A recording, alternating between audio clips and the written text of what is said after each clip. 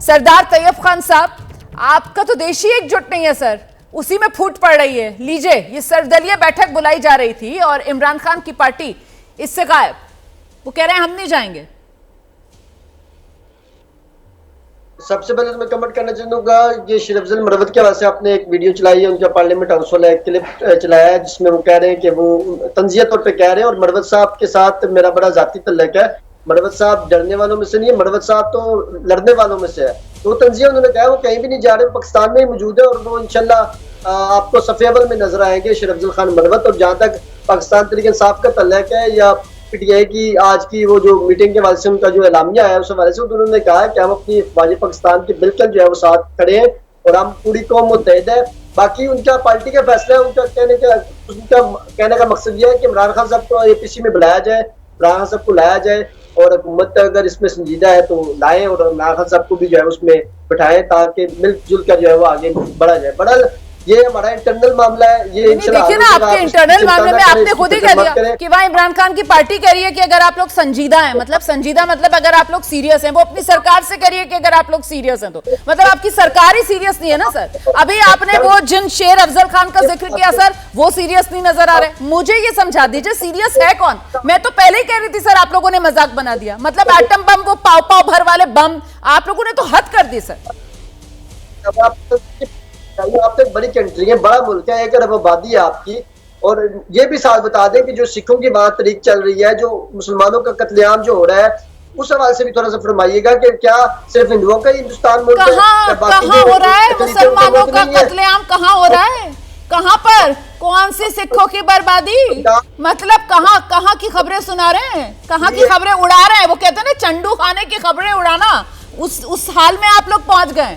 अफवाहें, भ्रम, यहाँ सब खैरियत से है सर, यहाँ सब खैरियत से है। हाँ, गिलगिट बाल्टिस्तान में वहां पर लोग सड़कों पर उतरे हुए हैं जो आपके यहाँ मिनरल एक्ट आया है। हाँ, बलोचिस्तान में वहां पर लोग जो है वो सड़कों पर उतर रहे हैं सर, आप लोगों की सरकार के खिलाफ नाराजगी की। यहाँ तो सर भारत, हिंदुस्तान की राजधानी दिल्ली, एबीपी न्यूज का स्टूडियो और रोमाना इसार खान बैठकर सवाल पूछ रही है सर आपसे। यहाँ तो कोई डर और भय नहीं है सर। आपकी तमाम स्टेक होल्डर मुत्तहिद है, चाहे वो पीटीआई हो, चाहे वो पीएमएलएन हो, चाहे वो कोई भी जमात हो, सब एक प्लेटफॉर्म पर है। ये पाकिस्तानी है, ये पाकिस्तानी है। आप उधर इंडिया की खैर बनाए तो सर्वदलीय बैठक से का बहिष्कार कर रहे होते। इमरान खान की पार्टी पहुंच नहीं रही सर्वदलीय बैठक में, आप यहाँ पर मुझे बता रहे हो कि सब एक है। गलथेथरी का जवाब नहीं है रोमाना, गलथेथरी का जवाब नहीं है। डिनाइल मोड, डिनाई करते जाओ। वो ऑल पार्टी मीटिंग अटेंड करने के लिए तैयार है, ये बोलता है हम लोग सेम प्लेटफॉर्म पे हैं। क्या यार, क्या तुक है, क्या तुक है। सरदार तैयब खान साहब, ये तुक समझ ही नहीं आ रहा ना आप लोगों को। मतलब वो बहिष्कार कर रहे हैं, आप कह रहे हैं हम तो जी सब एक हैं, सब एक हैं। ये गजब का एक का है सर कि आंख से आंख मिलाएंगे नहीं, साथ में बैठेंगे नहीं। ये कौन सा एक का है सर? आप में तो आपस में फूट पड़ी हुई है पाकिस्तान में, देखिए फूट पड़ गई है। कमाल का लॉजिक है, आपने जो है कमाल का लॉजिक है। दरख्त गिराने के, उनको नुकसान पहुंचाने के लिए और आपने बेतुकी बातें करने में रोमाना इनका कोई जवाब नहीं। बेतुकी बात करने में इनका कोई जवाब नहीं किया था, कोई जवाब नहीं। आए हमला करें तो सही, बहुत करेंगे, बच्चों करेंगे, बेफिक्र रहिए, करेंगे, क्योंकि आतंकवाद का सफाया हमें करना है। तुम पूरी तरह से बेहोश हो जाओगे, सफाया हम करेंगे। हम आतंकवाद को खत्म करेंगे जड़ से सर। सख्त से सख्त सजा इस बार दी जाएगी पाकिस्तान को इस आतंकवाद के लिए, ऐसी सजा जो पाकिस्तान सदियों तक याद रखेगा सर। लेकिन वो कब दी जाएगी, कैसे दी जाएगी, तय हम करेंगे सर।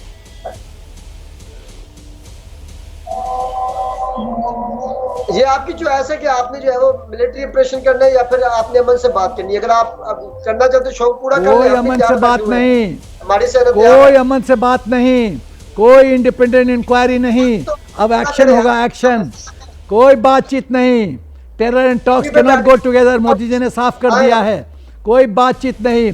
तुम्हारा सवाल शरीफ बोलता है हम इंडिपेंडेंट इंक्वायरी के लिए तैयार हैं। नॉनसेंस, सही। कोई इंडिपेंडेंट इंक्वायरी नहीं है। एब्सोल्युटली। अब एक्शन होगा। ब्रिगेडियर थापर का रुख Action, कर लेते हैं सजा। जरा, ब्रिगेडियर थापर सजा, का रुख कर सजा। लेते हैं। और बस मैं ये गुजारिश करूंगी कि एक एक करके अगर अपनी बात रखेंगे, क्योंकि कुछ मेहमान जो है ब्रिगेडियर थापर भी स्काइप से जुड़े हुए हैं, अगर उस दौरान बाकी मेहमान बोलेंगे तो फिर एक दूसरे को सुन नहीं पाएंगे, तो सुन लीजिए, उसके बाद मैं दोबारा आपके पास आ जाऊंगी, ठीक है? हैदर साहब सुन लीजिएगा, फिर आपके पास आऊंगी। सरदार साहब आप भी सुन लीजिएगा, फिर आपके पास आऊंगी। ब्रिगेडियर थापर, पाकिस्तान कह रहा है कि साहब देखिए, समझ लीजिए कैसे करना है, हल कैसे करना है, हम तो इसके लिए तैयार हैं, हम तो उसके लिए तैयार हैं। सर लेकिन पाकिस्तान पर तो भरोसा किया ही नहीं जा सकता है ना। ये एक और कहीं ना कहीं बचने की कोशिश पाकिस्तान करता हुआ नजर आ रहा है। देखिए रवाना, पाकिस्तान की पुरानी आदत है, जब भी ऐसी चीज होती है दो चीजें करते हैं वो। एक वो ये जो इंडिपेंडेंट इंक्वायरी करते हैं उसकी रट लगाना शुरू करते हैं। इनको भी पता है इंडिपेंडेंट इंक्वायरी में कुछ नहीं होगा। इन्होंने 26/11 में ये नहीं माना था कि ये पाकिस्तानी है, जब तक कि हमने खुद ही इन्हीं की टीवी किसी ने पकड़ के बोला कि यहाँ का लड़का है, और उसने डिटेल निकाली कि ये दोनों जो वो जिंदा पकड़ा गया था उससे उगलवाया था कि वो पाकिस्तानी है। तो वहां इन्होंने कारगिल में, जिसमें जनरल साहब लड़ रहे थे, मैं भी था, इन्होंने अपने शहीदों की ये बोलते रहे जी ये तो मुजाहिद हैं, इन्होंने बॉडियां नहीं ली थी अपने ट्रूप्स की, तो ये झूठ बोलने में तो तेज हैं। तो दूसरी ये बात करते हैं, जब ये इनके हाथ पैर फूल जाते हैं तो ये न्यूक्लियर कार्ड खेलना शुरू कर देते हैं कि हम तो न्यूक्लियर मिल के हम न्यूक्लियर गिराएंगे।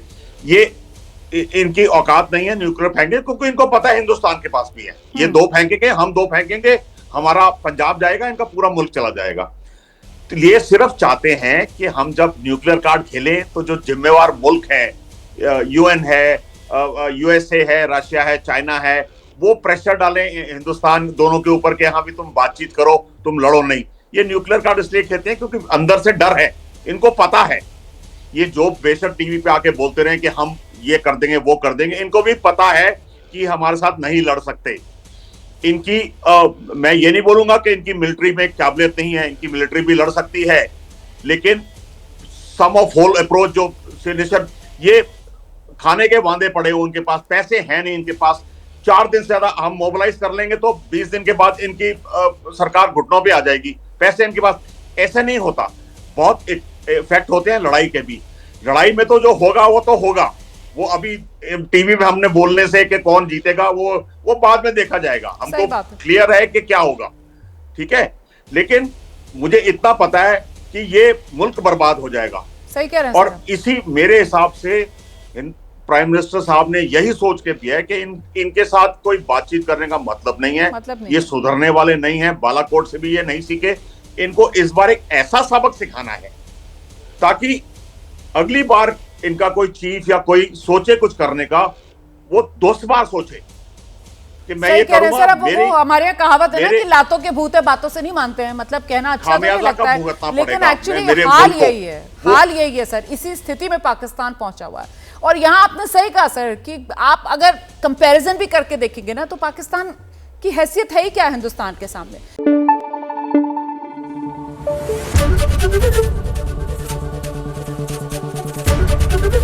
एबीपी न्यूज आपको रखे आगे।